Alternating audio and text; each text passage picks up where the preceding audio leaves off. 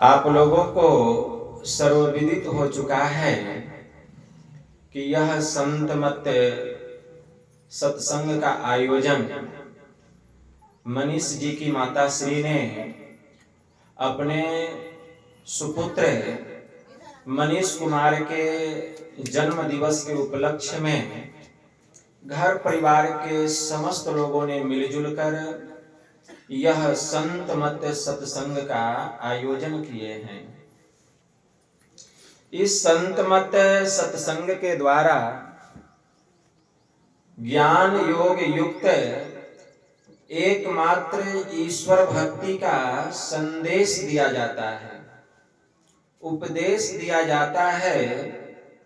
प्रत्येक प्राणी मात्र को बोध कराया जाता है कि ज्ञान क्या है, योग क्या है, भक्ति क्या है, जीव क्या है, माया क्या है, ब्रह्म क्या है। इन सभी रहस्यमयी बातों का ज्ञान सत्संग के माध्यम से यह जो जीव अबोध बना हुआ है, सत्संग श्रवण करते करते एक दिन वह सुबोध और परम ज्ञानी हो जाता है। अभी संत स्तुति और गुरु वंदना से पाठ का शुभारंभ हुआ। हम लोगों ने अति ही मनोयोग पूर्वक भक्ति युक्त ढंग से पाठ का श्रवण किया। तत्पश्चात श्री रामचरितमानस सार सटीक तृतीय सोपान अरण्य कांड से भी हम लोगों ने पाठ का श्रवण किया। पाठ के क्रम में नवधा भक्ति के संबंध में भगवान श्री राम के मुखार विंद से माता सबरी को उपदेश देते हुए हम लोग श्रवण कर रहे थे। भगवान श्री राम ने माता सबरी को 9 प्रकार की भक्ति बतलाई। कितने प्रकार की? 9 प्रकार की भक्ति बतलाई। और 9 प्रकार की भक्ति बताते हुए अंत में भगवान ने क्या कहा कि हे सबरी 9 मह एकहु जिन्ह के होई, नारी पुरुष सचराचर कोई, असोई अतिशय प्रिय भामिनी मोरे, असकल प्रकार भगति दृढ़ होए। कि हे सबरी मैंने तुझे 9 प्रकार की भक्ति बतलाई और 9 प्रकार की भक्ति में अगर कोई एक भी प्रकार की भक्ति करता हो, केवल एक प्रकार की भक्ति, चाहे वह नर हो, नारी हो या नपुंसक ही क्यों न हो, हे सबरी वह मुझे अतिशय प्यारा है। लेकिन तुम तो 9 प्रकार की भक्ति में निपुण हो, कुशल हो, प्रवीण हो।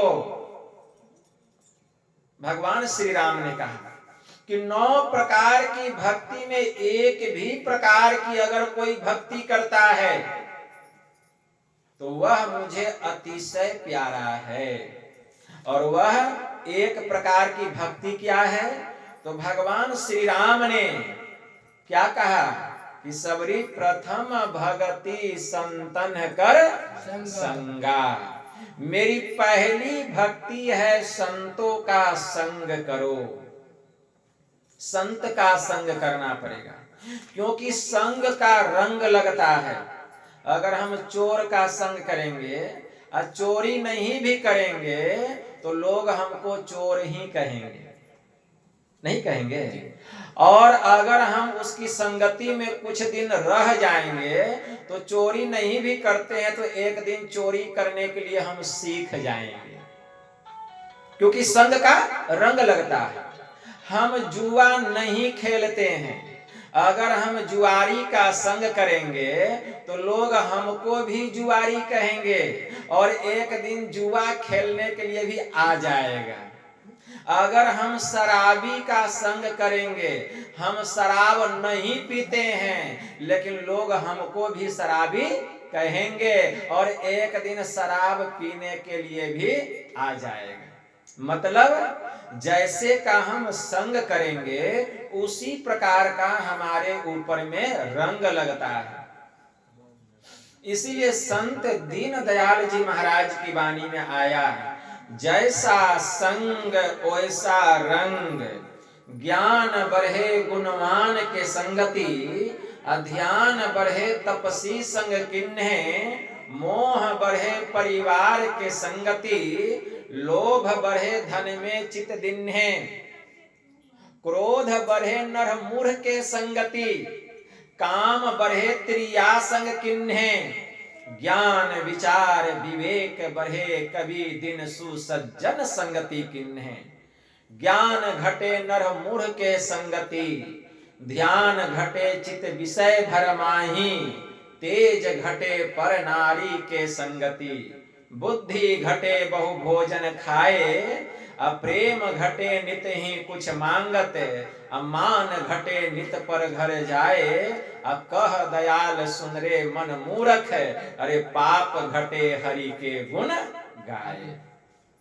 संत दीन दयाल जी महाराज की वाणी में आया कि जैसा संग वैसा रंग, जैसे का हम संग करेंगे उसी प्रकार का हमारे ऊपर में रंग लगेगा।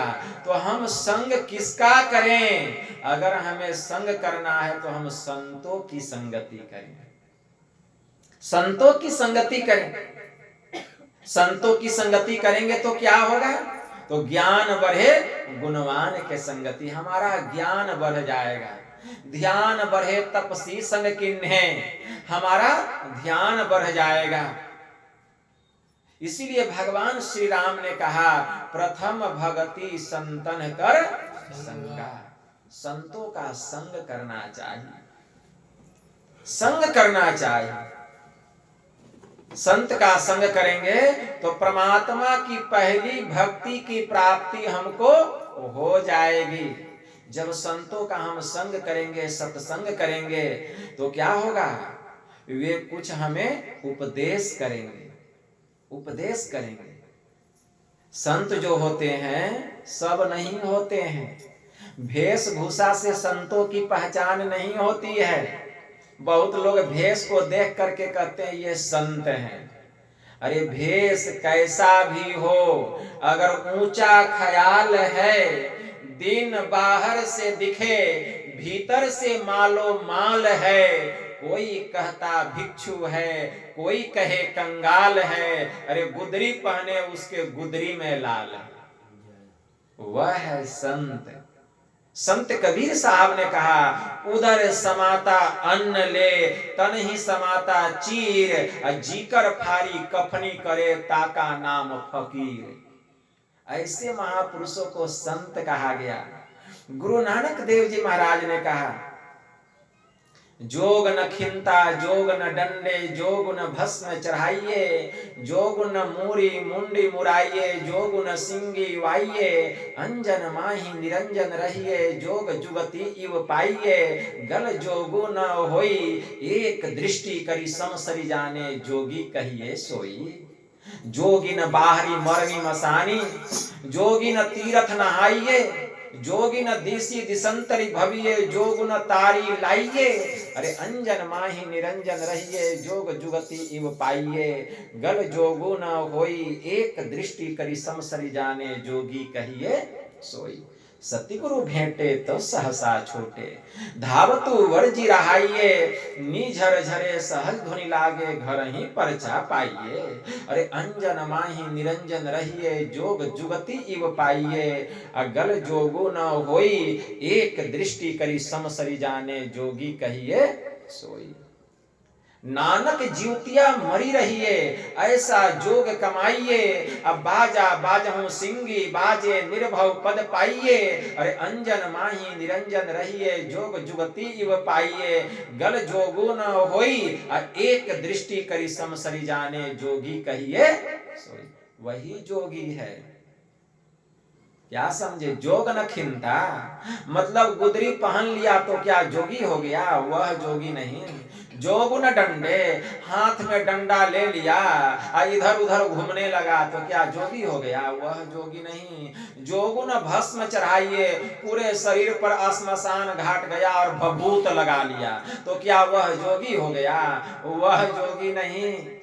जोगुन सिंगी बाइये, सिंगी बाजा घर घर घूम घूम करके बजाने लगा, भिक्षा मांगने लग गया तो क्या वह जोगी हो गया? वह साधु हो गया? वह संत हो गया? नहीं, वह साधु नहीं, वह संत नहीं। तब अंजन माही निरंजन रहिए। अंजन का अर्थ होता है माया और निरंजन का अर्थ होता है ब्रह्म। मतलब इस संसार रूपी माया में रह करके जिसने ब्रह्म को जान लिया, ब्रह्म को पहचान लिया, इसके लिए गल जोगु न होई, घर घर गप मारने वाला जोगी नहीं।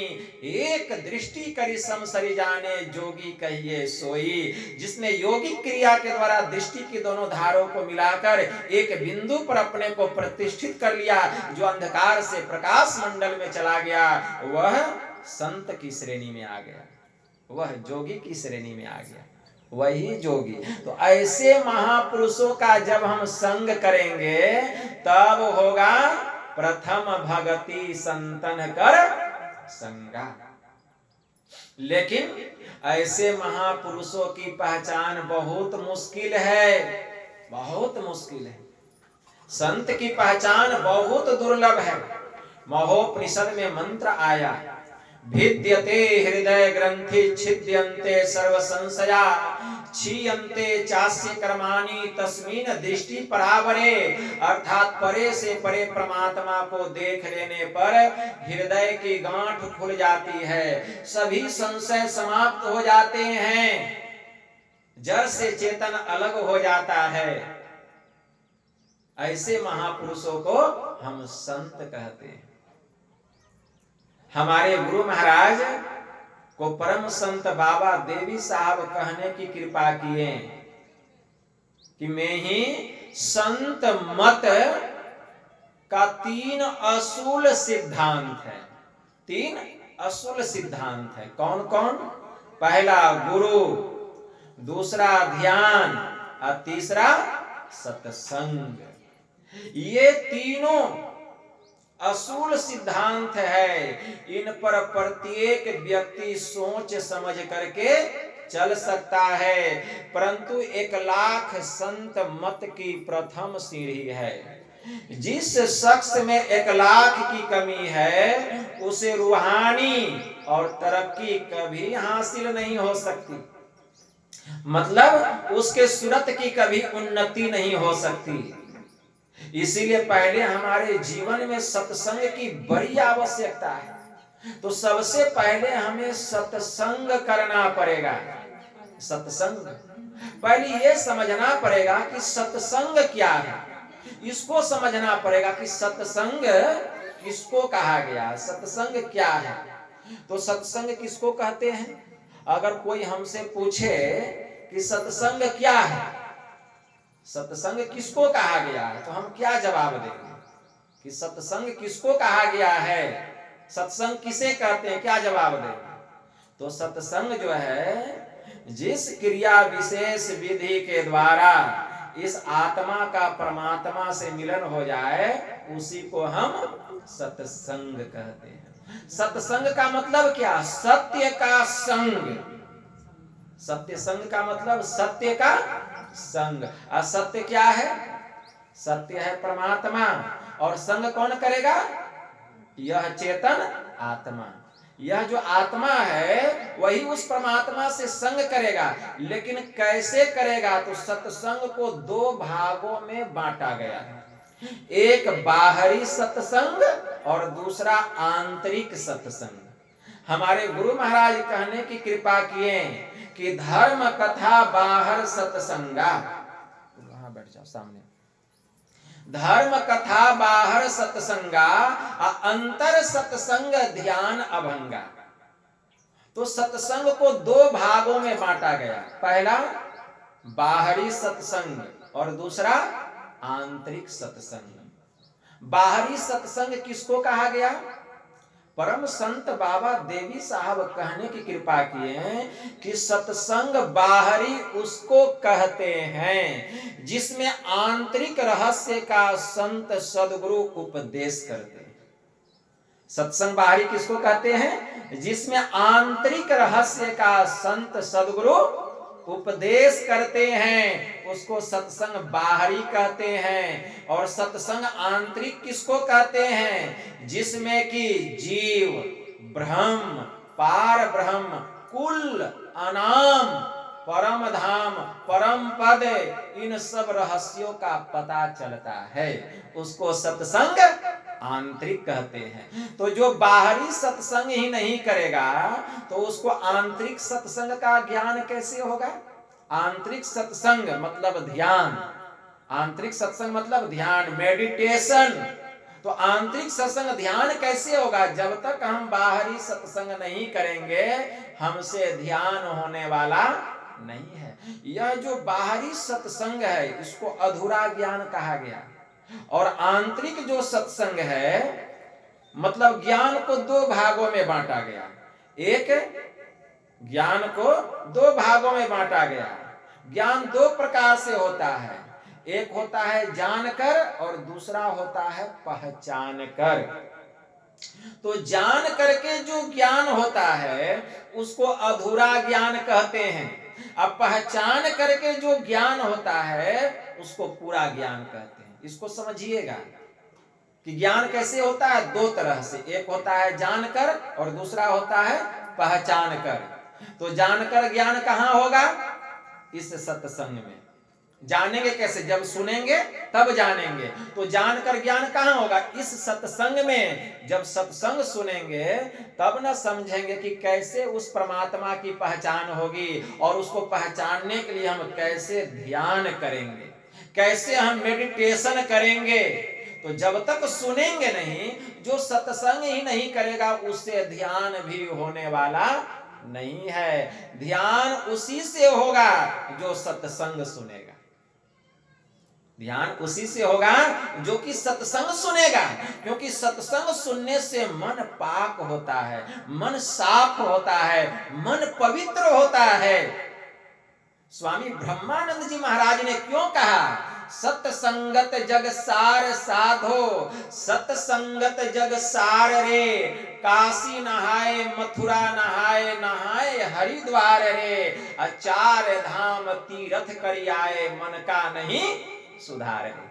कहीं चले जाइए चारों धाम, केदारनाथ, बद्रीनाथ, हरिद्वार, अमरनाथ, कहीं चले जाइए, लेकिन मन की सफाई होने वाली नहीं है। मन की सफाई कहाँ होगी? इसी सत्संग में। सत्संग सुनते सुनते मन आपका पाक हो जाएगा, साफ हो जाएगा, पवित्र हो जाएगा, निर्मल हो जाएगा। तब मेडिटेशन करने की, ध्यान करने की प्रेरणा मिलेगी, आपको ध्यान करने में मन लगेगा। अन्य तो बैठेंगे ध्यान करने के लिए, मन भागेगा दुकान में, मकान में, खेत में, खलिहान में, किस किस से आज दिन भर मिले हैं, कौन कौन हमारा सगा संबंधी है, प्रेमी है, मित्र है, सखी है, सहेली है, वही मन भागेगा। ध्यान कहां से होगा? दिन भर जो काम करेंगे, ध्यान पर बैठेंगे तो उसी का चिंतन होगा। तो इसीलिए मन तो वहां गंदा हो गया, मन तो नापाक हो गया, मन तो अपवित्र हो गया, ध्यान कहां से होगा? ये सत्संग जो है इसको सुनते सुनते मन पवित्र होगा, मन साफ होगा, तब ध्यान में मन लगेगा। इसलिए काशी नहाए मथुरा नहाए, नहाए हरिद्वार रे, चार धाम तीर्थ करी आए, मन का नहीं सुधार रे। वन में जाए कियो तप भारी, काया कष्ट अपार रे, इंद्र ने जीत करी ना बस अपने, हृदय नाही विचार रे, मंदिर जाए करे नित पूजा, मंदिर जाए करे नित पूजा, राखे बड़े आचार रे, असाधु जन की कदर न जाने, मिले न सृजनहार रे। नित्य प्रतिदिन मंदिर जाते हैं, खूब पूजा करते हैं, लेकिन संत महात्माओं का आदर नहीं करते हैं, उसका इज्जत नहीं करते हैं, स्वागत नहीं करते हैं, सत्कार नहीं करते हैं। भगवान श्री राम ने क्या कहा कि सबरी सातम सम मोहि मैं जग देखा, अमोते संत अधिक करी लेखा। हमसे बड़े संत हैं, सबसे बड़े हैं संत, और दूसरा नाम है तीजे 10 अवतार, तिन्हें प्रणाम है, ब्रह्मा विष्णु महेश सकल संसार है। अरे हाँ रे पलटू, सबके ऊपर संत मुकुट सरदार है। कहीं हम खूब प्रभु राम की पूजा किए, खूब भगवान श्री राम की पूजा किए, कहीं भगवान श्री राम प्रकट हो गए, तब क्या कहेंगे? कहेंगे प्रथम भक्ति संतन कर संगा, मेरी पहली भक्ति है संतों का संग करो। इसलिए मंदिर जाए करे नित पूजा, राखे बड़े आचार रे, साधु जन की कदर न जाने, मिले न सिरजनहार रे। अब बिनु सत्संगत ज्ञान न उपजे, कर ले जतन हजार रे। जब तक हम सत्संग नहीं करेंगे, ज्ञान होने वाला नहीं है कि हम ध्यान कैसे करेंगे, किस तरह से बैठेंगे, आसन हमारा कैसे होगा, यम नियम कैसे होगा, आसन कैसे होगा, प्राणायाम कैसे होगा, प्रत्याहार कैसे होगा, धारणा कैसे होगी, इन सब का ज्ञान इस सत्संग में होता है। तब होता है ध्यान। योग शास्त्र में योग को 8 भागों में बांटा गया है।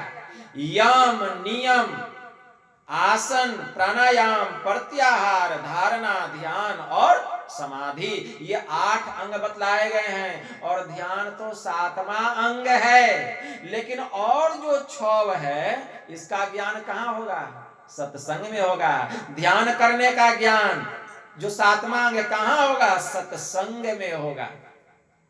तो सत्संग में इसका ज्ञान होता है। तो जब तक हम सत्संग नहीं सुनेंगे, हमसे ध्यान भी होने वाला नहीं है। कोई खूब सोचे कि हम सत्संग नहीं करेंगे, अब खूब ध्यान करेगा, मेडिटेशन करेगा, उसका मन कभी भी एकाग्र होने वाला नहीं है। मन को एकाग्रता कब आती है? जबकि हम पवित्र कर्मों को करते हैं, शुभ कर्मों को करते हैं। और सबसे बड़ा पुण्य क्या है? तो भगवान श्री राम ने कहा, पुण्य एक जग मह नहीं दूजा, मन क्रम वचन विप्र पद पूजा। सबसे बड़ा पुण्य है संतों की सेवा करनी, सत्संग करना। इस पुण्य से बढ़ करके कोई दूसरा पुण्य नहीं है। तो समझ गए कि सत्संग हम किस लिए करते हैं, सत्संग क्यों करना चाहिए।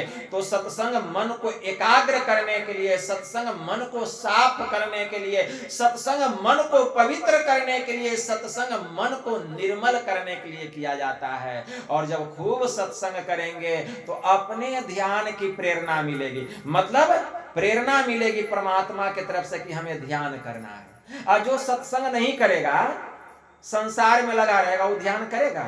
उससे ध्यान नहीं होगा, उससे ध्यान नहीं होगा। इसीलिए ध्यान में आगे बढ़ना चाहते हैं, मेडिटेशन में आगे बढ़ना चाहते हैं, तो सबसे पहले हमें सत्संग करना पड़ेगा। एक बात। दूसरी बात, सत्संग करने से मिलता क्या है?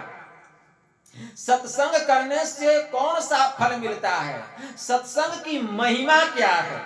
इसको भी जानना पड़ेगा कि सत्संग की महिमा क्या है। तो एक बार देवर्षि नारद बाबा भगवान विष्णु के धाम में गए, बैकुंठ लोक, और जा करके भगवान विष्णु से जिज्ञासा करते हैं कि भगवान, मैं जानना चाहता हूं कि सत्संग की महिमा क्या है, प्रभु बतलाने की कृपा करें।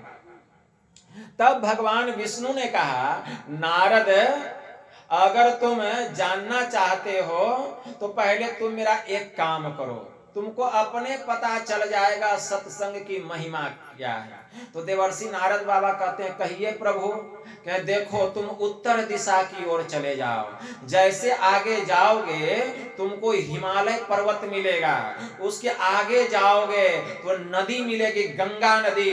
जैसे नीचे उतरोगे एक विशाल बरगद का पेड़ दिखाई देगा, और उसी बरगद के पेड़ के ऊपर में एक रंगीन प्राणी रहता है, उसी से तुम पूछना सत्संग की महिमा क्या है, वही तुमको बतलाएगा। कहा, ठीक है प्रभु। देवर्षि नारद बाबा नीचे उतरे, बैकुंठ से नीचे उतरे, जा रहे हैं हिमालय होकर के। गंगा नदी हिमालय से निकली है, गंगोत्री से, उसी ओर होकर के जा रहे हैं। चलते चलते बहुत दूर जब चले तो एक बरगद का पेड़ नदी के किनारे उनको दिखाई दिया। उस बरगद के पेड़ के समीप जाकर के नजर ऊपर दौड़ाते हैं तो वहां एक रंगीन प्राणी उनको दिखाई दिया। उसका नाम क्या था? गिरगिट, जो रंग बदलता है वही गिरगिट उस पेड़ पर था। अपना मुंह नीचे किया था और ऐसे कभी नीचे कभी मुंह ऊपर, कभी बाएं कभी दाएं अपने मुंह को हिला रहा था, क्योंकि उसका स्वभाव होता है। तो उसी रंगीन प्राणी से देवर्षि नारद बाबा पूछते हैं कि हे रंगीन प्राणी, मुझे यह बतलाओ कि सत्संग की महिमा क्या है। जैसे सत्संग रूपी एक शब्द उसके कान में गया, वह प्राणी जो था वह गिरगिट पेड़ पर से जमीन पर गिरा, तत्क्षण मर गया। अब देवर्षि नारद बाबा सोच में पड़ गए, ये क्या हुआ? क्या सत्संग का यही महिमा है, जो कोई सुने और पेड़ पर से गिर के मर जाए? अब चले फिर बैकुंठ आए भगवान विष्णु के पास, कहें कि भगवान यह क्या, आप जहां बताएं हम वहां गए, लेकिन जैसे ही सत्संग रूपी शब्द हम पूछें कि बताओ सत्संग की महिमा क्या है, जैसे ही सत्संग रूपी शब्द उसके कान में गया, वह पेड़ पर से नीचे गिरा और गिर करके मर गया। प्रभु क्या यही सत्संग की महिमा है? भगवान विष्णु कहते नहीं नारद, ऐसी बात नहीं है। ऐसा करो, तुम अमुक नगर में जाओ, अमुक नगर में जाओ, वहां अभी अभी एक गाय ने एक बछड़े को जन्म दिया है, वही तुमको बतलाएगा कि सत्संग की महिमा क्या है। तो देवर्षि नारद बाबा उस नगर में गए जहां एक गाय ने बछड़े को जन्म दिया था। वहां जाके उस बछड़े से पूछते हैं, बताओ सत्संग की महिमा क्या है। जैसे ही सत्संग रूपी पवित्र शब्द बछड़े के कान में गया, वह बछड़ा भी वहीं मर गया। अब तो बड़ी विचित्र बात हो गई। देवर्षि नारद बाबा वहां से भागे भागे भगवान विष्णु के पास आए और कहे, भगवान यह क्या हो रहा है? जिससे मैं सत्संग की महिमा पूछता हूँ, सुनते ही वह मर जाता है, क्या यही सत्संग की महिमा है? भगवान विष्णु कहते नहीं नारद, ऐसी बात नहीं है। ऐसा करो, तुम अमुक राज्य में जाओ, अमुक राज्य का जो राजा है उसके घर में अभी अभी एक राजकुमार का जन्म हुआ है, उसी बच्चे से तुम पूछना कि सत्संग की महिमा क्या है। देवर्षि नारद बाबा कहते हैं, प्रभु वो राजा हैं, राजकुमार का जन्म हुआ है, और कहीं राजकुमार से पूछेंगे बच्चे से सत्संग की महिमा, और कहीं वो मर गया तो राजा हमको जिंदा छोड़ेगा, फांसी पर चढ़ा देगा। का कौन महात्मा आया, कैसा मंत्र मारा कि मेरा बेटा मर गया। इसलिए हम प्रभु वहां जाने वाले नहीं हैं। भगवान विष्णु कहते हैं, नारद तुम घबराओ नहीं, मैं तुम्हारे साथ हूं, तुम जाओ, तुम उससे पूछना, वही तुमको सत्संग की महिमा बतलाएगा। बहुत भगवान विष्णु के समझाने पर देवर्षि नारद बाबा उस नगर, उस राज्य में गए, और उस राज्य के राजमहल में गए, राजा साहब के राजमहल में। कहते आपके घर में एक बालक का जन्म हुआ है। राजा साहब कहते हैं, हाँ महात्मा जी, हमारा तो सौभाग्य है कि बच्चे का जन्म हुआ और आपका पदार्पण हमारे महल में हुआ।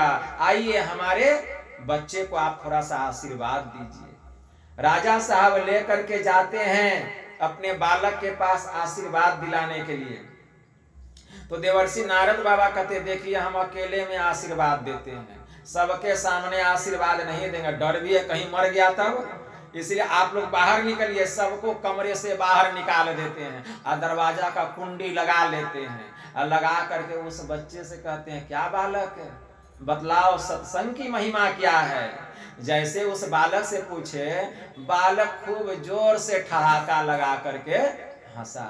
देवर्षि नारद बाबा के हृदय को राहत मिली, हंसा, मरा तो नहीं, कम से कम हंसा, बहुत जोर से ठहाका लगाकर हंसा। और क्या कहा कि बाबा जब से आप हमको दर्शन दे रहे हैं, तब से इस सवाल का जवाब हम आपको दे रहे हैं। अब देवर्षि नारद बाबा सोच में पड़ गए कि जब से हम इससे मिल रहे हैं, हमारे सवाल का जवाब दे रहा है। अरे हम तुमसे पहली बार मिलने आए, अभी अभी तो तुम्हारा जन्म हुआ है, अब तू कहता कि जब से आप हमसे मिल रहे हैं। तो वह बालक कहता है कि बाबा आप नहीं जानते हैं, सुनिए हम बतलाते हैं कि सत्संग की महिमा क्या है। सबसे पहले बार आपका दर्शन हमको कहाँ हुआ था? नदी के किनारे। मैं बरगद के पेड़ पर रहता था, गिरगिट की जोनी में था। उस समय मैं किस जोनी में था? गिरगिट की जोनी में था। नदी के किनारे बरगद के पेड़ पर रहता था। पहला बार हमको वहीं आपका दर्शन हुआ और आपने हमसे वहीं पर यह प्रश्न किया था कि बताओ सत्संग की महिमा क्या है।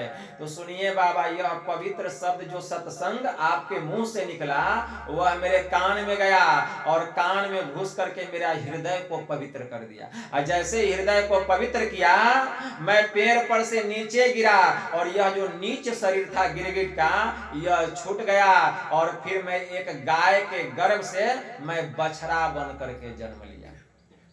तो दूसरा बार हमको दर्शन हुआ था बछड़े के रूप में। आप आए थे ना, वहीं पर आपका दर्शन हुआ था और वहां भी आकर के आप हमसे यही प्रश्न किए कि बताओ सत्संग की महिमा क्या है। तो बस आपके मुंह से यह जो पवित्र शब्द निकला, पवित्र नाम सत्संग, मेरे कान में गया, फिर मेरे हृदय को पवित्र किया और तुरंत मेरा वह जो पशु का शरीर था छूट गया और जीव जो है निकला और फिर मैं आज राजा के घर में राजकुमार बन करके जन्म लिया। श्री सतगुरु राजकुमार बन करके जन्म लिया हूँ। और अब आप हमको भजन भेद बतलाइए। अब हम मेरा जन्म नहीं होगा, इसी जन्म में आपको हम गुरु बनाएंगे और आपसे पहले सत्संग सुनेंगे। भजन भेद लेकर के ध्यान करके हम सदा के लिए इस आवागमन के चक्र से मुक्त हो जाएंगे। यही सत्संग की महिमा है, यही सत्संग की महिमा है। देवर्षि नारद बाबा बहुत प्रसन्न हुए कि देखिए सत्संग की कितनी महिमा है। तो सत्संग की महिमा अपार है, कहने से बाहर है। जब तक हम सत्संग ही नहीं सुनेंगे तो हम गुरु महाराज से ज्ञान कैसे लेंगे? जब तक सत्संग ही नहीं सुनेंगे गुरु कहां से मिलेंगे? संत कबीर साहब ने कहा, मैं आन परी चोरन के नगर, सत्संग बिना जियरा तरसे, इस सत्संग में लाभ बहुत है, तुरंत मिलावे गुरु से। सत्संग का सबसे बड़ा लाभ क्या है? सत्संग सुनते सुनते हमें संत सदगुरु मिल जाते हैं। तो जब तक हम सत्संग नहीं सुनेंगे गुरु कैसे मिलेंगे? बिना सत्संग सुने गुरु भी मिलने वाले नहीं हैं। और जिसके जीवन में गुरु नहीं है उसका जीवन ही शुरू नहीं है, यह हमारा शास्त्र कहता है। अगर अपने को सनातनी समझते हैं, आप अपने को वैदिक समझते हैं, आप अपने को हिंदू कहते हैं, लेकिन जीवन में अगर गुरु धारण नहीं किए हैं तो आप सनातनी नहीं है। क्योंकि भगवान शिव जी को गुरु करना पड़ा, भगवान कृष्ण जी को गुरु करना पड़ा, भगवान श्री राम जी को गुरु करना पड़ा। भगवान श्री राम के दो गुरु कौन कौन? एक महर्षि वशिष्ठ मुनि और दूसरा महर्षि विश्वामित्र मुनि। भगवान श्री कृष्ण के दो गुरु, लौकिक गुरु मतलब भौतिक गुरु संदीपनी मुनि और आध्यात्मिक गुरु महर्षि गर्गाचार्य ऋषि। भगवान शिव जी के दो गुरु, सबसे पहले आध्यात्मिक गुरु महर्षि अंगिरा ऋषि और भौतिक और आध्यात्मिक दोनों ज्ञान देने वाले महर्षि अगस्त ऋषि। तो भगवान श्री राम के दो गुरु, भगवान कृष्ण के दो गुरु, भगवान शिव जी के भी गुरु। और अगर हम सोचते हैं कि हम गुरु धारण नहीं करेंगे तो हमारे जीवन का उद्धार हो जाएगा, तो उद्धार होने वाला नहीं है। रामचरितमानस पढ़ लीजिए, गुरु बिनु भव निधि तरय न कोई, जो बिरंची शंकर सम होई। चाहे कोई ब्रह्मा विष्णु शिव के समान क्यों न हो जाए, लेकिन जिसने जीवन में गुरु धारण नहीं किया है उस जीव के जीवन का, उस जीवन में जो रहने वाला जीव है उस जीव का उद्धार होने वाला नहीं। तो पहले सत्संग सुनना पड़ेगा। जब मनोयोग पूर्वक कुछ दिन तक सत्संग सुनेंगे तो सत्संग सुनते सुनते वह पुण्य जमा होगा, और जब पुण्य जमा होगा उस पुण्य के प्रताप से हमें संत सद्गुरु मिल जाएंगे। लेकिन सत्संग सबको नहीं मिलता है सुनने के लिए, यही तो बात है।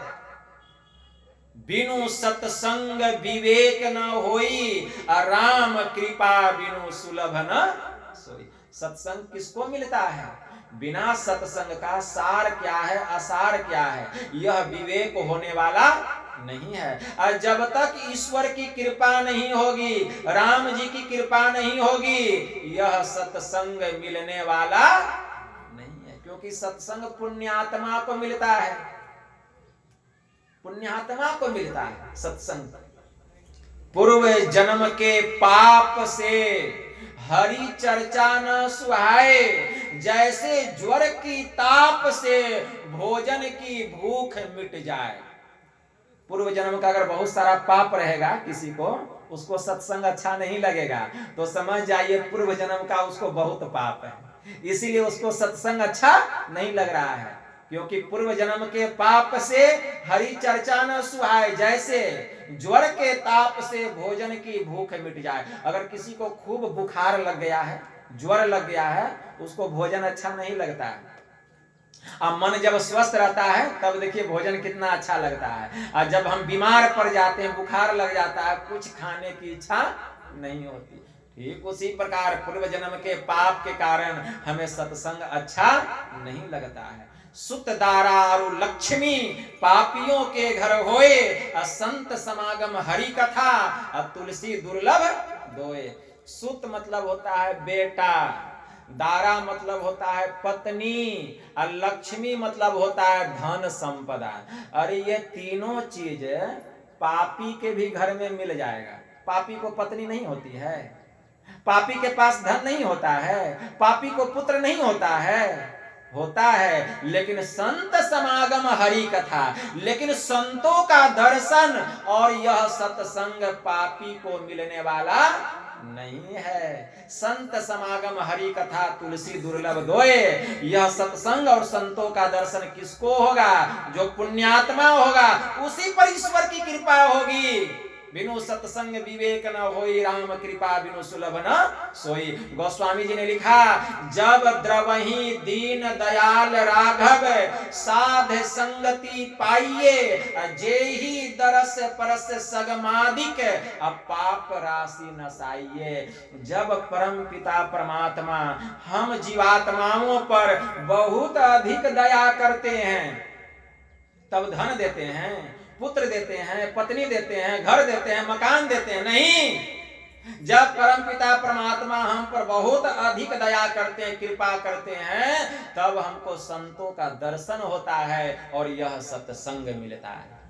आज समझ लीजिए परमात्मा की विशेष कृपा हम लोगों पर हो रही है कि यह सत्संग सुनने को मिल रहा है। वेद की बात, पुराण की बात, उपनिषद की बात। तो जब द्रवही दीन दयाल राघव, साध संगति पाइये, जय ही दरस परस, संतों का जैसे दर्शन हुआ, जैसे उनके उपदेशों को हम सुने, सगमादिक पाप राशि नसाइये। जितना पाप आपके पास था सब छोड़ के भाग गया। मजाल है कि पाप यहाँ रहेगा, सब पाप भाग गया, सब अवगुण छोड़ के भाग गया, सब दुर्गुण छोड़ के भाग गया, और सद्गुण आपके पास आ गए। जितने देवी देवता हैं सूक्ष्म रूप में आकर के बैठ गए, क्योंकि सत्संग सबको नहीं मिलता है। एक संत हो गए स्वामी रामावतार दत्त जी महाराज, उनकी वाणी में आया, संत वचन वह सुधा, जिसके देव सदा भिखारी, असंत वचन वह धन है, जिसका न नहीं है एकमात्र प्रधान अधिकारी। मतर्य अमर बन जाता जिससे वह संजीवन रज है, संत वचन सब भाव रोगों का राम बाण भेषज है। वेद शास्त्र अनुभूति तपस्या का जिसमें संचय है, संतों का वर वृद वचन वह मंगलमय निर्भय है। क्यों बैठा कर्तव्य मूढ़ नर, बन चिंता का वाहन, अरे संत वचन के सुधा सिंधु में कर संतत अवगाहन। दूर असत से कर सतपथ की ओर लगाने वाला, अब मृत्यु से हटा अमरता को पहुंचाने वाला। तम से परे ज्योति के जग में होता जो जगमग है, सचिचन में उस परम धाम को, अरे संत वचन सूची मग है। अरे कौन बताए, अरे कौन बताए संतों की वाणी में कितना बल है। दासी सूत देवर्षि बन गया, जीवन हुआ सफल है। उसी संत के प्रवचन ने यह प्रभाव दिखलाया, दैत्य वंश में देवोपम भक्त प्रहलाद प्रकट हो आया। अगणित बार संतवाणी ने निज प्रभाव प्रगटाया, मान उसे ही बालक ध्रुव ने हरि का ध्रुव पद पाया। एक लुटेरा था जिसने, कौन? वही वाल्मीकि रत्नाकर। एक लुटेरा था जिसने मन से मान संतों की बानी, अब वाल्मीकि बन गया आदि कवि भुवन विदित विज्ञानी। यह सत्संग की महिमा है। अगर सत्संग नहीं सुनता उसको ज्ञान कैसे होता? ज्ञान नहीं होता तो ध्यान कैसे करता? अब ध्यान नहीं करता तो इतने उच्च कोटि के ऋषि महर्षि ब्रह्म ऋषि कैसे होते? तो पहला ज्ञान होता है सुनने से, इसलिए सुनने की बड़ी महत्ता है। संत केशवानंद जी महाराज ने भी बड़ा अच्छा कहा, दासी के नारद, हिरणी के श्रृंगी ऋषि, अंडा से वृंदा, सुखदेव जी का हाथ है, गागरी से कुंभज, रेणुका से परशुराम, कुलहंडू से वाल्मीकि, महिमा लखात है, मत्स्यगंधा से व्यास, गणिका से वशिष्ठ मुनि, क्षुद्राणी से भारद्वाज, ब्राह्मण पद पात है। कहे कवि केशवानंद, कहे कवि केशवानंद, अरे कहाँ लो करो बखान, कहाँ तक हम बखान करें? सत्संग के प्रभाव से ये सब शिरोमणि कहाते हैं। अगर सत्संग नहीं सुनते तो ये शिरोमणि सिरताज नहीं होते। तो सुनने की बड़ी प्रधानता है, इसीलिए जब तक हम सत्संग नहीं सुनेंगे यह ज्ञान नहीं होगा। तो सत्संग सुनने से यही सब ज्ञान होता है और सत्संग की यही महिमा बतलाई गई। तो हम लोगों ने सुना कि सत्संग किसको कहते हैं और सत्संग की महिमा क्या है। अब आते हैं गुरु पर कि गुरु किसे कहते हैं और गुरु की महिमा क्या है। तो जिसके जीवन में गुरु नहीं उसका जीवन शुरू नहीं। जीवन में गुरु की बड़ी आवश्यकता है। गुरु बिनु माला फेरता और गुरु बिनु करता दान और गुरु बिनु सब निष्फल गया, बूझो वेद पुराण। गुरु एक बड़े उच्च कोटि के महापुरुष हो गए। कौन? सिख धर्म के 5वें गुरु, उनका नाम था गुरु अर्जुन देव जी महाराज। सिख धर्म के 5वें गुरु गुरु अर्जुन देव जी महाराज। गुरु अर्जुन देव जी महाराज के बहुत सारे शिष्य थे और कुछ शिष्य जो है उनके लाहौर में रहते थे। तो गुरु अर्जुन देव जी महाराज के मन में हुआ कि हमको लाहौर जाना चाहिए, वहां भी सत्संग सुनाना चाहिए। तो ऐसा मन में विचार करके गुरु अर्जुन देव जी महाराज लाहौर चले गए और वहां सत्संग सुनाने लगे। गुरु महाराज को आए हुए देख करके भक्तों का तांता लग गया, भीड़ लग गई। सत्संग हुआ, सब लोग गदगद हो गए सत्संग सुन करके। और जब गुरु महाराज जाने लगे तो कोई कहते हैं गुरु महाराज आज आप भोजन मेरे यहाँ कर लीजिए, कोई कहते हैं गुरु महाराज आज आप भोजन मेरे यहाँ कर लीजिए। तो गुरु अर्जुन देव जी महाराज कहते देखो जी, एक ही दिन में इतने सारे भक्तों के घर भोजन करना संभव नहीं है। इसीलिए हम ऐसा करते हैं, तुम लोगों की श्रद्धा को देख करके हम 30 दिन यहाँ रुक जाते हैं। सब लोग अपना नाम एंट्री कर दो, लेकिन 30 दिन तक ही रुकेंगे। तो बहुत सारे लोग अपना नाम लिख दिए कि आज गुरु महाराज का भोजन मेरे यहाँ होगा, दूसरे दिन का मेरे यहाँ, तीसरे दिन का मेरे यहाँ। उन्हीं सारे भक्तों में एक बहुत ही गरीब निर्धन मोठिया मजदूरी करने वाला, ठेला चलाने वाला एक पिता और पुत्र भी थे जो उनसे भजन भेद लिए थे। पिता का नाम था सम्मन और पुत्र का नाम था मूसन, मतलब सम्मन और मूसन। उन लोगों के मन में भी श्रद्धा हुआ, कम से कम अंतिम दिन जो है गुरु महाराज को हम अपने घर बुला करके भोजन करा देंगे। अंतिम दिन अपना नाम लिख दिए और लग गए मजदूरी करने, खूब कमाने लगे। मुठिया मजदूरी करते करते जब 3 दिन बचा धन बहुत जमा कर लिए भंडारा के लिए। जब 3 दिन बचा तो सम्मन बीमार पड़ गया, और जब सम्मन बीमार पड़ गया तो उसकी बीमारी में ही, पिता के बीमारी में ही मूसन का सारा पैसा खर्च हो गया। अब 1 दिन मात्र बचा, कल गुरु महाराज का भोजन होगा, उनके साथ बहुत सारे शिष्य लोग आएंगे। कैसे होगा? बीमारी में सब धन खत्म हो गया। पिताजी भेजते हैं अपने बेटे को कि जाओ बोलना साहूकार से कि हमको सामग्री उधार देगा, हम लोग बाद में मजदूरी करके उसका चुकती कर देंगे। तो जा करके कहता है साहूकार को कि कल गुरु महाराज का भोजन होगा, हमको सौदा चाहिए उधार, और अगर हम लोग पैसा नहीं चुका पाएंगे तो आपके दुकान में रह के मजदूरी करके आपके खेत में खलिहान में चुकती कर देंगे। लेकिन साहूकार जो है सौदा देने से मना कर दिया, नहीं दिया। अब मूसन भी आ गया, दोनों पिता पुत्र सोचने लगे गुरु महाराज का भोजन कैसे होगा। इतने में भोजन बनाने वाला जो था, भोजन बनाने वाला जो होता है, गुरु महाराज का जो भोजन बनाता है वह भी आ गया, भोजन बनाने वाला। और आ करके कहता है कि कहाँ है सामान, सौदा कहाँ है, कल गुरु महाराज का भोजन होगा, दिखाइए। अब दोनों पिता पुत्र चुप, कुछ है ही नहीं।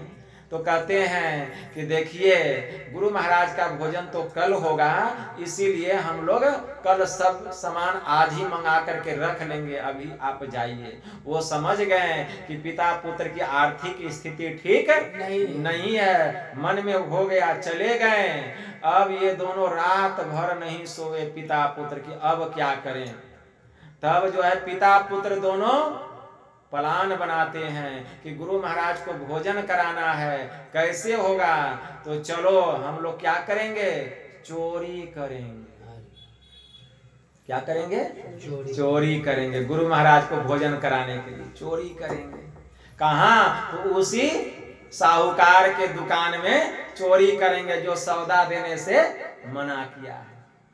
दोनों पिता और पुत्र गए, पिताजी दरवाजे पर खड़े रहे, पुत्र जो है खिड़की काटा सेंध, अब घुस गया दुकान में और सब सामान निकाल करके पिताजी को दे दिया।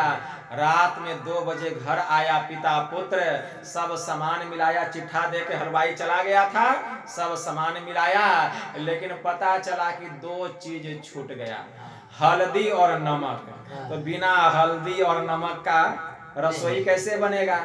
दोबारा गया चोरी करने के लिए, जो दोबारा चोरी करने गया, सेंध कटा हुआ था, मूसन घुस गया, जैसे नमक हल्दी लेके निकलने लगा, साहूकार जग गया, उसका पैर पकड़ लिया। जब पैर पकड़ लिया तो अपनी ओर खींचने लगा, और सम्मन जो है उसका जो पिता था मूसन का हाथ पकड़ के खींचने लगा। अब मूसन कहता पिताजी साहूकार जग गया, मेरा पैर पकड़ के खींच रहा है, और कहीं यह मेरा चेहरा देख लिया तो हमारे गुरु महाराज की बड़ी बदनामी होगी, इसीलिए आप विलंब नहीं कीजिए, आपके पास में तलवार है, उस तलवार से मेरा गर्दन काट दीजिए, मेरा गर्दन काट दीजिए, कम से कम मेरे गुरु महाराज की बदनामी नहीं होगी, मेरा गर्दन काट दीजिए, ताकि पता नहीं चलेगा, बिना सिर का धड़ का पता नहीं चलेगा कि किसका चेहरा है। सम्मन कहता है बेटा तू ही एक मेरा औलाद है, अगर मैं तेरा सिर काट दूंगा तो मैं किसके सहारे रहूंगा। मूसन कहता है पिताजी आपसे और हमसे, हम दोनों के सम्मान से गुरु महाराज का सम्मान सर्वश्रेष्ठ है, इसीलिए हमें गुरु महाराज के बारे में सोचना। आप विलंब नहीं करें पिताजी, वह साहूकार मेरा पैर पकड़ के खींच रहा है, जल्दी मेरा गर्दन काटिए। बस सम्मन आओ देखा न ताओ, तलवार निकाला, अपने बेटे का गर्दन धड़ से अलग कर दिया, गर्दन काट दिया। वह अपने बेटे का और सिर लेकर के आया और आ करके अपने कमरे के एक कोने में रख दिया, और उधर धड़ गिरा दुकान में, तो पहचान ही नहीं पाया दुकानदार साहूकार की किसका धड़ है, ये तो खून से लथपथ है। वो डर गया कि कहीं पुलिस आ जाए, बहुत तरह की बात हुआ, क्या किया, जल्दी से उस धर को बोरे में पैक किया। अब बोरे में पैक करके सबसे नजदीक में सम्मन का घर था, और उसी घर के बगीचे में ले जाकर के फेंक दिया। और इधर जो है मूसन जो है अपने पिता, सम्मन जो है अपने पिता पुत्र का सिर जो है जहां रखा था, कभी सिर के पास जाता, कभी दरवाजे पर आता, कभी दरवाजे पर आता, कभी सिर के पास जाता, खूब रो रहा। लेकिन जैसे ही साहूकार फेंका, उसको कान में आवाज आई, वह जाता है देखने के लिए, देखता बोरे में उसी के बेटा का धर पड़ा हुआ है। बोरे से अपने बेटे के धर को निकालता है, और जहां सर रखा था वहां जा करके सटा करके रख देता है, फूट फूट करके रोने लगता है। होते होते सुबह हो गई, और जब सुबह हुई तो गुरु अर्जुन देव जी महाराज अपने सभी शिष्यों के साथ सम्मन के घर में आ पधारे। सम्मन आता है और गुरु महाराज को प्रणाम करता है। तो गुरु अर्जुन देव जी महाराज देखते हैं कि केवल सम्मन ही प्रणाम कर रहा है। कहते हैं, सम्मन, अरे तेरा पुत्र मूसन कहाँ है, वो कहाँ है, तू अकेले प्रणाम कर रहा है। तो सम्मन उसके पिताजी कहते हैं, गुरुदेव मेरा पुत्र अभी सोया हुआ है, अभी सोया हुआ है। तो गुरु महाराज कहते हैं, अरे सोया हुआ है तो उसको जगाओ कि गुरु महाराज आए हैं। तो सम्मन कहता है, गुरुदेव मेरे जगाने से वह जगने वाला नहीं है। तो गुरु अर्जुन देव जी महाराज कहते हैं, तेरे जगाने से जगने वाला नहीं है तो मैं ही उसको बुला लेता हूँ। क्या गुरुदेव, हो सकता है आपके बुलाने से वो आ जाए। तो गुरु अर्जुन देव जी महाराज कहते हैं, तो कहते हैं ठीक है, तो ले ओमकार का नाम, ठीक है ना, ले वाहे गुरु का नाम लेके कहते हैं, बेटा मूसन तू जहां भी कहीं है जल्दी से मेरे पास आ जाओ। जैसे ही यह आवाज हुआ, मूसन का धर सिर में जाके जुट गया, उसका घाव भर गया और उसके मुर्दे शरीर में जान आ गया। वह उठा और दौड़ते हुए आया, गुरु का चरण में लिपट करके रोने लगा। बोलिए प्रेम से श्री सद्गुरु महाराज की जय। कैसी है गुरु की भक्ति, कैसी है गुरु की कृपा। जो काम दवा से हो नहीं सकती सो दुआ से हो जाती है, और जब पूरे मुर्शिद मिल जाते हैं तब बात खुदा से हो जाती है। मूसन आया, रोने लगा। वहीं पर गुरु अर्जुन देव जी महाराज कहते हैं, वाह सम्मन मूसन, तुम दोनों ने मेरी इतनी भक्ति की, इतनी सेवा की कि तुम लोगों ने अपने जान को भी दांव पर लगा दिया मेरी भक्ति के लिए। इसीलिए मैं आशीर्वाद देता हूं, अब दोबारा जन्म लेना नहीं पड़ेगा, इसी जन्म में तुम दोनों को मुक्ति मिल जाएगी। श्री सद्गुरु महाराज, इसी जन्म में मुक्ति मिल जाएगी। तो यह है गुरु की महिमा। तो जब तक हम गुरु की भक्ति नहीं करेंगे, हम कैसे जानेंगे कि गुरु की क्या महिमा है। गुरु की महिमा। तो गुरु अर्जुन देव जी महाराज बड़े उच्च कोटि के संत थे, महापुरुष थे, और दोनों पिता पुत्र भक्ति करते करते इसी जन्म में मुक्ति को प्राप्त किए। कैसे? गुरु की कृपा से। हम खूब ध्यान करेंगे लेकिन गुरु की कृपा नहीं होगी, ध्यान साधना में उन्नति नहीं होगी। पर निज बल कछु नाही है, जे ही बने कमाई, असो बल तब ही पाऊ, जब गुरु होए सहाय। फिर क्या पढ़ते हैं? बिना गुरु की कृपा पाए नहीं जीवन उद्धारा है। फंसी श्रुति आई यम फांसी, अयन शुद्धि आपनी नासी, अभय भव सोग की वासी, कठिन जहते उद्धारा है। गुरु निज भेद बतलावे, सुरत को राह दर्शावे, जीव हित आप ही आवे, सुरत को आई तारा है। गुरु हितु है, गुरु पितु है, गुरु ही जीव के मितु है। गुरु सम कोई नहीं दूजा, गुरु सम कोई नहीं दूजा, जो जीवों को उद्धारा है। इसीलिए गुरु की नित्य कर पूजा, गुरु की नित्य कर पूजा। जगत इन सम नहीं दूजा, मैं ही को आन नहीं सूझा, अब फकत गुरु ही आधारा। हम लोगों का आधार एकमात्र संत सदगुरु है। बिना गुरु की कृपा पाए नहीं जीवन उद्धारा। इसीलिए हमारे जीवन में गुरु की बड़ी आवश्यकता है। इसलिए जिसके जीवन में गुरु नहीं है उसका जीवन शुरू ही नहीं है। इसलिए गुरु धारण करना चाहिए, गुरु धारण करना चाहिए। भगवान शिव जी ने कहा, कर्ण धारम गुरुम प्राप्य तद्वाक्यम पल्लव डाढ़िरम अभ्यास वासना शक्त्या तरंती भव सागरम। कर्णधार संसद गुरु रूपी मल्लाह को पाकर और उनके महावाक्य रूपी उपदेश रूपी नौका को पाकर अभ्यास करते करते, योग करते करते, ध्यान करते करते जीव संसार रूपी सागर को पार कर जाता है। इसीलिए न ध्यानम ध्यान मिथ्या हुर ध्यानम शून्यगतम मनः तस्य ध्यान प्रसादेन सौख्यम मोक्षम न संशयः। कि ध्यान को ध्यान नहीं कहते हैं, शून्यगत मन को ही ध्यान कहते हैं। इसी ध्यान की प्रीति के द्वारा सुख और मोक्ष लाभ की प्राप्ति होती है। तो जिस तरह से सिख धर्म में गुरु अर्जुन देव जी महाराज हुए, गुरु नानक देव जी महाराज हुए, सिखों में 10 गुरु हो गए, 10 गुरु, गुरु नानक देव जी महाराज, गुरु अंगद देव जी महाराज, गुरु रामदास जी महाराज, गुरु अमरदास जी महाराज, गुरु अर्जुन देव जी महाराज, गुरु हरगोविंद साहब जी महाराज, गुरु हरिराय जी महाराज, गुरु हरिकृष्ण साहब जी महाराज, गुरु तेग बहादुर जी महाराज और गुरु गोविंद सिंह जी महाराज। ये 10 गुरु हुए सिखों में। और 10 गुरु पहुंचे हुए संत हुए, महापुरुष हुए। उसी तरह संत कबीर हुए, बड़े उच्च कोटि के महान महापुरुष हुए। कबीर साहब का जन्म कैसे हुआ था? एक विधवा ब्राह्मणी के गर्भ से हुआ था। वह ब्राह्मणी विधवा थी और उसी के गर्भ में बालक पलने लगा। हरि की कृपा थी, ईश्वर की कृपा थी। वह विधवा जी पूर्व जन्म की भक्ति में थी और परमात्मा स्वयं उसके अंदर में प्रवेश किए थे। और उसको जब जन्म हुआ, जब गर्भवती हुई, ठीक है ना, जब गर्भवती, जब बच्चे का, उसके गर्भ का पता नहीं चलता था, किसी को पता नहीं चलता था कि यह गर्भवती है। लेकिन वो सोचने लगी, मेरे पेट में बच्चा पल रहा है और मैं विधवा हूं, लोग क्या कहेगा, दुनिया क्या कहेगा। जब बालक का जन्म हुआ है तो बनारस में लहर ताला नाम का सरोवर है और उसी पेड़ के नीचे एक सूखे पत्ते पर बच्चे को रख दिया, वहां से चली गई है। और वहीं पर नीरू और नीमा जुलाहा थे, वे दोनों आए हैं और बच्चे को उठाए हैं। उनको एक भी संतान नहीं था। वो खुदा का शुक्रिया अदा किए, लगता है कि हम दोनों के लिए ही यह बालक यहाँ प्रकट हुआ है। और एक जुलाहे के घर में संत कबीर साहब का पालन पोषण हुआ।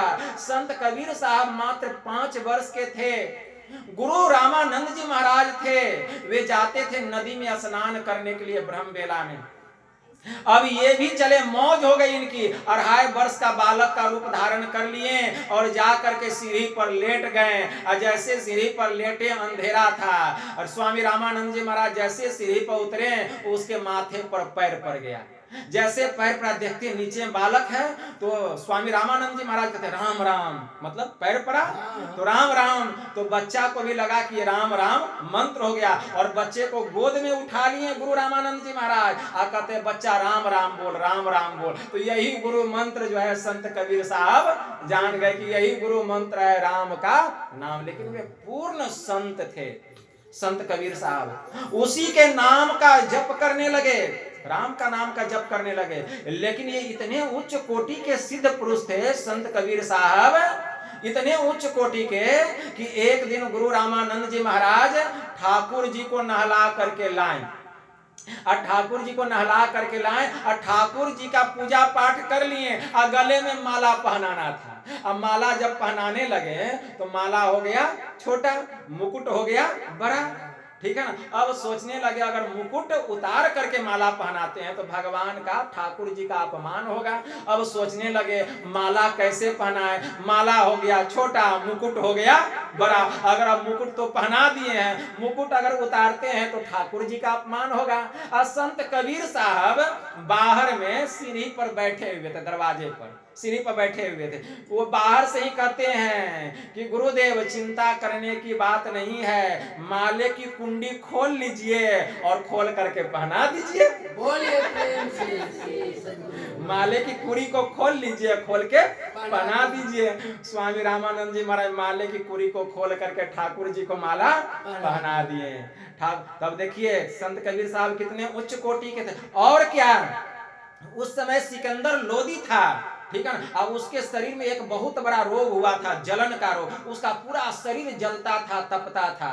तो पता चला कि भारत में एक संत हैं, संत कबीर, उनके पास जाइए, जा करके उनका आशीर्वाद लीजिए, आपके शरीर का जलन समाप्त हो जाएगा। तो आते हैं संत कबीर साहब का दर्शन करने। लेकिन संत कबीर साहब सत्संग करने के लिए गए थे और गुरु रामानंद जी अपनी कुटिया में थे। और जब कुटिया में थे तो जा करके उनके शिष्य लोग कहते हैं, गुरुदेव कोई सिकंदर बादशाह आए हैं। तो कहते हैं, अरे वही जो मांस खाता है, जो मदिरा का पान करता है, जो मुसलमान है, मैं उससे नहीं मिलूंगा जो मांस मदिरा का सेवन करता है। जैसे ही इसके सिपाही ने कहा सिकंदर को, इसको क्रोध आया और यह जबरदस्ती घर में घुस गया कुटिया में, और एक ही झटके में गुरु रामानंद का गर्दन धड़ से अलग कर दिया। गर्दन अलग, धड़ अलग अलग, कोहराम मच गया वहां। इतने में संत कबीर साहब वहां आए। संत कबीर साहब को सब बात का पता चला। तो संत कबीर साहब क्या करते हैं, अपने गुरु का सर जो है धड़ में सटा देते हैं और आंख बंद के ध्यान करके आशीर्वाद देते हैं। गुरु रामानंद जी का सर धड़ में जुट जाता है और जीवित हो जाते हैं। श्री सद्गुरु महाराज। मतलब संत कबीर साहब कितने पहुंचे हुए थे। और सिकंदर जो बादशाह था वह संत कबीर साहब के चरणों में गिर जाता है और क्या कहता है, आप तो कामिल फकीर हैं, आप तो वली हैं, आप तो रोशन जमीर हैं, आप मुर्दे को जिंदा कर देते हैं, मेरे शरीर का जलन दूर कर दीजिए। आशीर्वाद देते हैं संत कबीर साहब। तत्क्षण उसके शरीर का जलन समाप्त हो जाता है। उसी में बहुत सारे मुसलमान उसमें थे, सिकंदर लोदी के साथ में रहते। तो उसके एक मंत्री थे, उसका नाम था शेख तकी। उसका नाम क्या था? शेख तकी था। लाइन गया क्या? श्री क्या हुआ जी?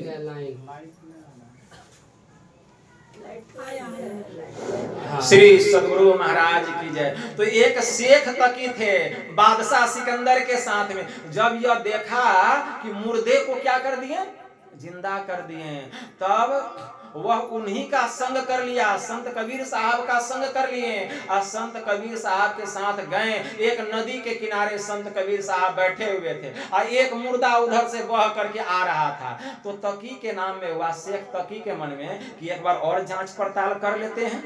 कहें कि हजूर देखिए एक मुर्दा बह के आ रहा है, हम चाहते हैं कि मुर्दे को आप यहाँ बुला दीजिए। कहें कि बस इतना ही काम करना, अभी बुला देते हैं। कहते ऐ मुर्दा जल्दी से मेरे पास आओ। उस समय बाबा मौज में चलते थे। जब संत मौज में चलते हैं तब कुछ करते हैं, किसी कहने पर कुछ नहीं करते हैं। वह मुर्दा उठा और उठ करके आके संत कबीर साहब के चरणों में गिर के प्रणाम किया। शेख तकी कहते हैं बाबा आपने तो कमाल कर दिया। कहे तूने कहा कमाल कर दिया, अब आज से इसका नाम होगा कमाल। उसी का नाम पड़ गया कमाल। अब शेख तकी 2 बार देख चुका कि मुर्दे को जिंदा कर दिए। अब उसको अपनी बेटी का ख्याल आया। शेख तकी की एक ही बेटी थी, लेकिन उसका इंतकाल हो गया था और कब्र में उसको गाड़ चुके थे, दफना चुके थे शेख तकी। शेख तकी के मन में हुआ ये तो रोशन जमीर हैं, ये तो हमारी बेटी को भी कब्र से निकाल सकते हैं। मन में लोभ हो गया और कहें कि गुरुदेव हमारी एक ही बेटी है, आप चलिए मेरी बेटी के कब्र पर। ले करके गए संत कबीर साहब को अपनी बेटी के कब्र पर ले करके गए और चरण पकड़ लिए। कहें कि बाबा कबीर आप तो परमेश्वर हैं, परम पुरुष हैं, मेरी बेटी को जिंदा इस कब्र से निकाल दीजिए। तो संत कबीर साहब कहते हैं अच्छा ठीक है बताओ किसके नाम पर निकालूं। तो कहते हैं कि खुदा के नाम पर मेरी बेटी को कब्र से बाहर निकाल दीजिए। तो संत कबीर साहब कहते हैं ऐ खुदा की बेटी तू इस कब्र से बाहर निकल जा। लेकिन उनकी बेटी नहीं निकली, बेटी नहीं। फिर कहते ऐ खुदा की बेटी तू इस कब्र से बाहर निकल जा। शेख तकी की बेटी नहीं निकली। फिर कहते ऐ शेख तकी की बेटी तू इस कब्र से बाहर निकल जा। उनकी बेटी बाहर नहीं निकली। शेख तकी मायूस हो गए। फिर कहते ऐ शेख तकी की बेटी इस कब्र से बाहर निकल जा। उनकी बेटी बाहर नहीं निकली। अंत में कहते ऐ कबीर की बेटी इस कब्र से बाहर निकल जा। कब्र को फाड़ती हुई उनकी बेटी बाहर निकल गई।